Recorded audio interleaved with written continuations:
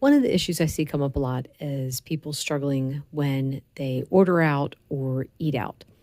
And I've always been perplexed by this because to me, eating out got so much easier when I started this diet. In the past, I knew which foods were like, so called bad foods and stuff because they were so high in calories and I couldn't eat them because it would just make me gain lots of weight.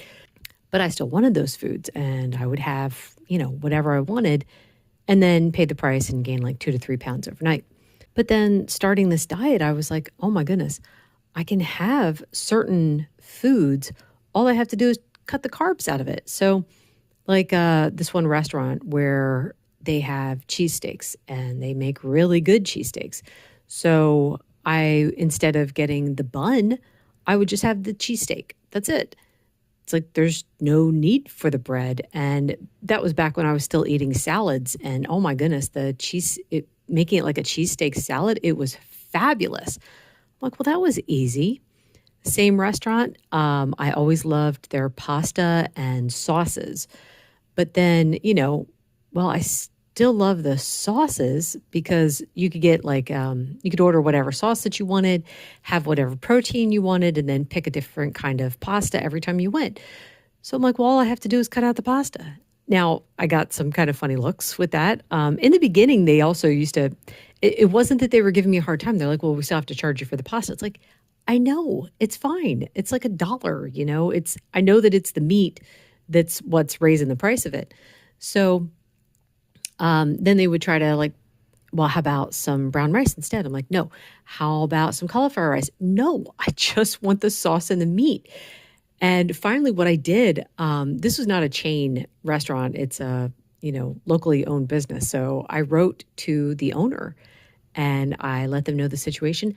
That I got a message back from the owner himself and he had a talk with his chefs. I have never had a problem since. I tell him what I want and that's the end of it. So it's just so exciting to me to be able to go there and know that I can count on getting what I want. Now, I think in the entire 5 years that I've been doing this diet, I've maybe had true trouble like once or twice where they're like, we can't do that. We can't do that. Not at that restaurant, but it was like someplace else. We're just flat out told we can't do that.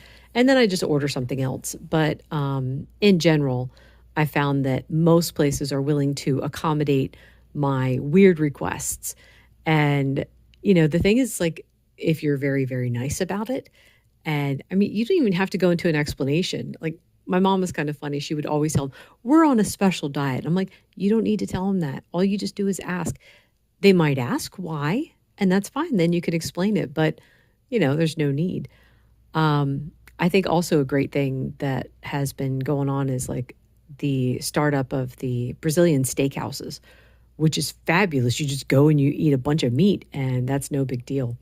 But anyway, I just wanted to say it's like when you go to a restaurant, the main thing that you're looking for is I need to prioritize protein.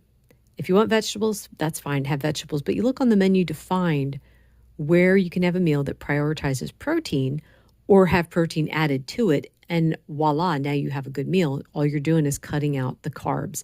And tell them ahead of time, I don't want any potatoes with this. I don't want any rice with this. I don't want any French fries, etc. And most places are willing to say, okay, that's no problem. And they'll do it because the thing is, the keto diet, not just keto, but carnivore is so popular right now that I'm sure a lot of restaurants are used to getting the odd requests. So it's becoming not a big deal to be able to get what you want. Anyway, that is all for today. Thank you so much for listening. Bye.